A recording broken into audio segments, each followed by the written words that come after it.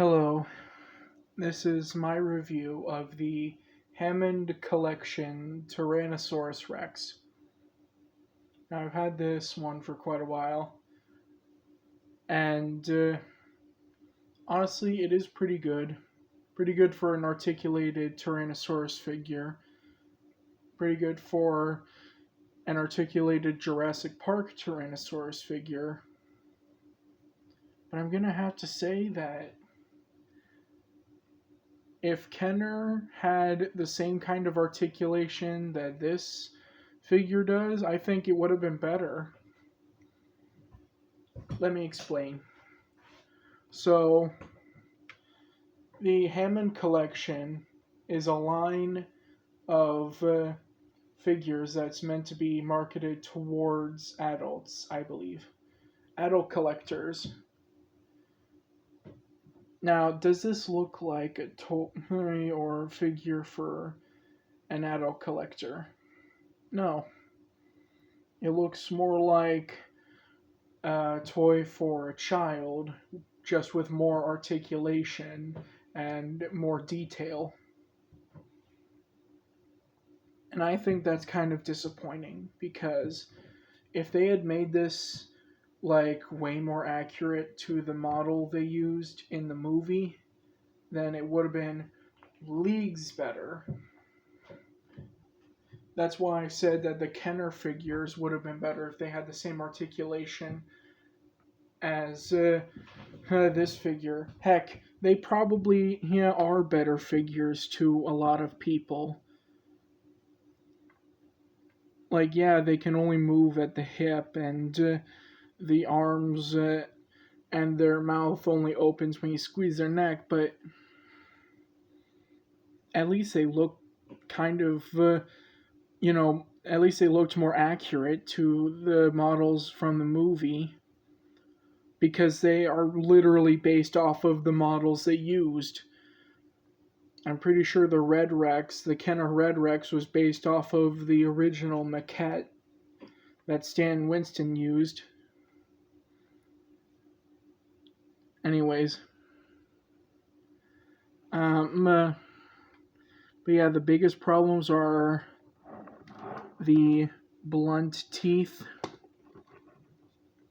You can see how they're all rounded instead of sharp. And you can see that the feet are absolutely ginormous. They should be like half this size. You could see me covering the ends of it, and it looks way better. This is just clown feet. But hey, at least they painted the dew claw, unlike on other figures, which I find kind of, kind of bad that they had to paint the dew claw on the T-Rex, but none of the other figures.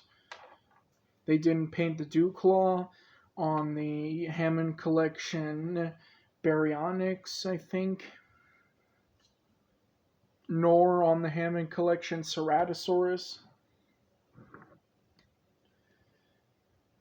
And, yeah. Anyways, on to... Oh, wait, one more detail. It's supposed to have a glass eye. The camera can't pick it up quite well. Let me try to bring it to the light. Yeah, you see? Now, from certain angles, it looks okay, but they put the pupil and iris way too far back in the glass eye, so you can barely see it at all. Sometimes it looks blind or dead in the eye. And that's because they didn't paint it properly. They put the pupil way too far back in the glass. I can tell what they were going for. They were going for an eye that follows you around. But you can't even see the pupil in certain angles.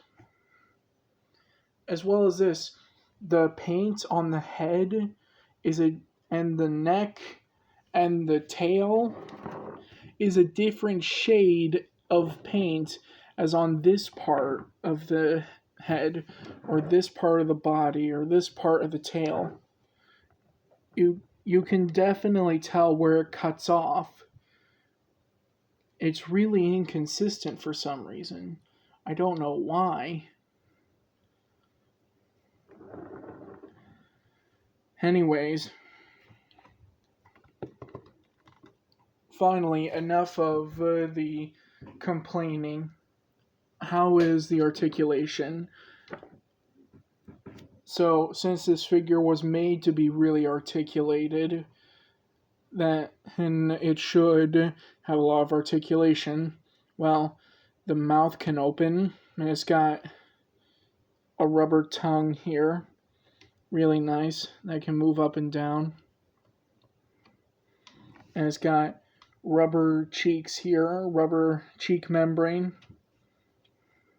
That's nice. Though it looks kind of weird when you half open it like that. Because, it's molded in an open position.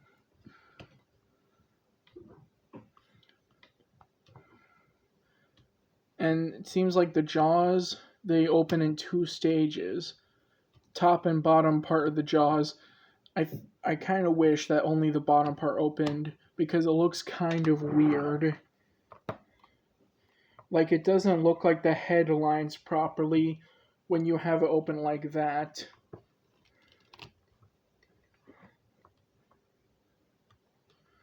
But it seems like the top and bottom jaws are connected together.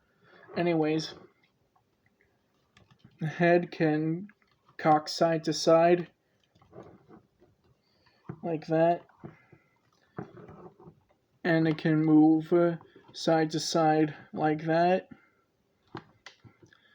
And it can move up and down. And this neck piece here is also rubber.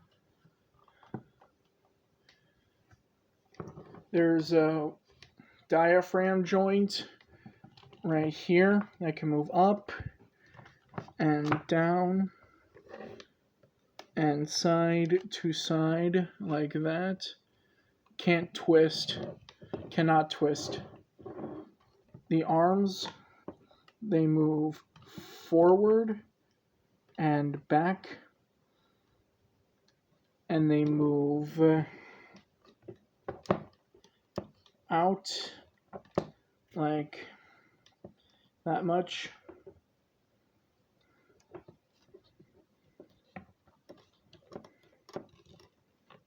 And the elbows, they bend that far. They extend that far. And the wrists, they bend down like that and up like that, and they can twist. So if you want, you can have the T-Rex have the correct hand position with the palms facing inwards instead of the wrists being pronated like it is in the movie. Anyways, the thighs, really thick thighs, they can move forward. In fact, I think they can, they can do a 360. The knees are double hinge joint, so they can bend that far, the upper one, and the lower one, that's about as far as the knee can bend. The ankle can extend and bend that far, and the foot is on a pivot and can move back and forward. The ankle is also on a pivot, but not the knee.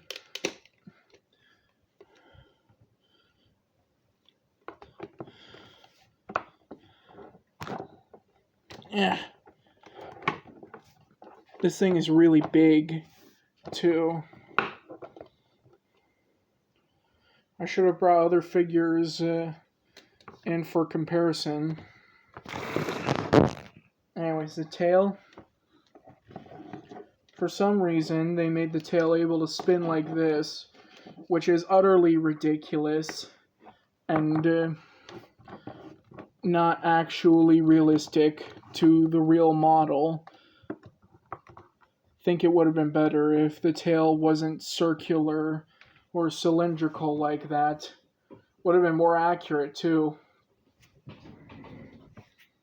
Anyways, the tail here is on a bendy wire, kind of.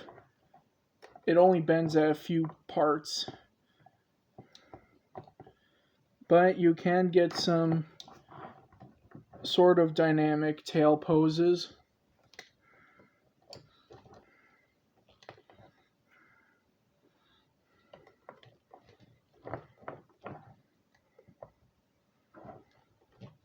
Let's see if I can get her in the pose she was in at the end of Jurassic Park. You know, when she's roaring into the sky with the banner falling behind her.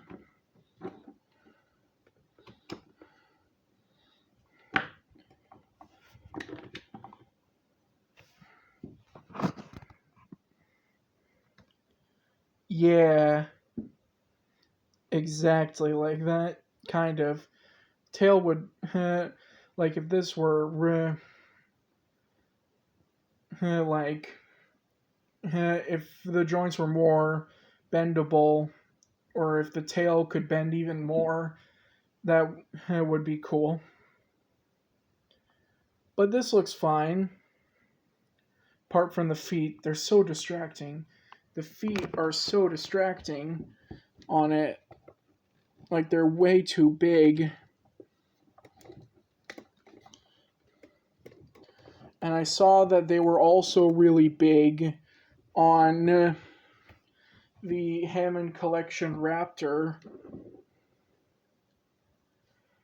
Something I would like to see is them taking the feet from the Hammond Collection Baryonyx and putting them on the T-Rex, because it arguably fits even better, I think. Or maybe it's too small. I would get some 3D printed ones, but I don't have a 3D printer. Anyways, in terms of rating this figure, I mean, there's not really a huge precedent here.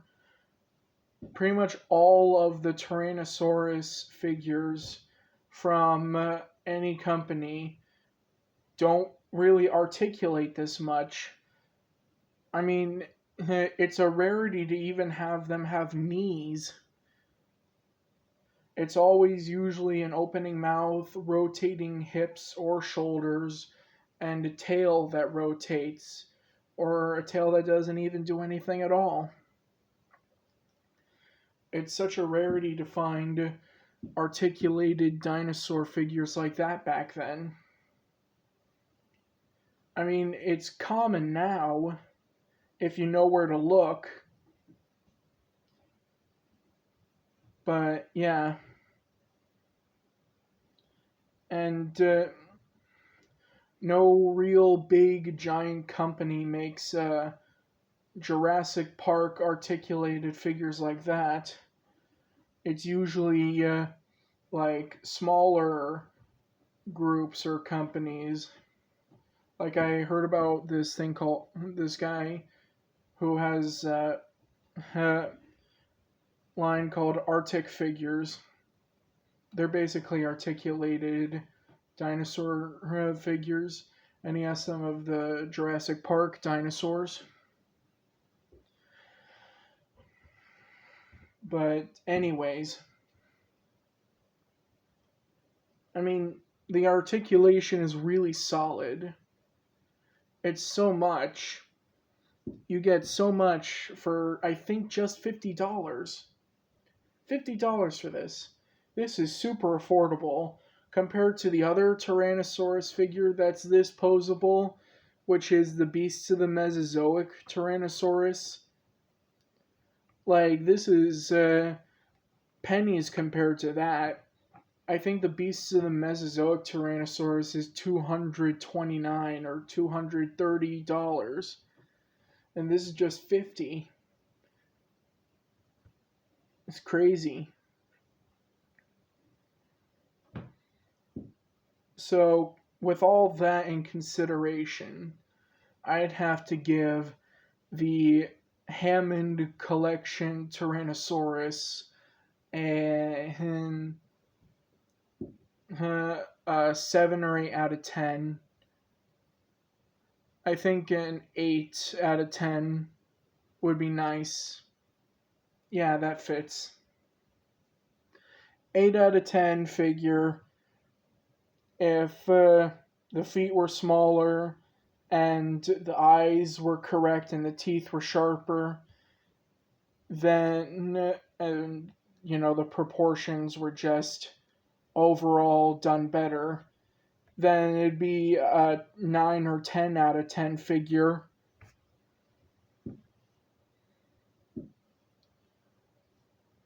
So, yeah, that's my review of the Hammond Collection T Rex. Bye.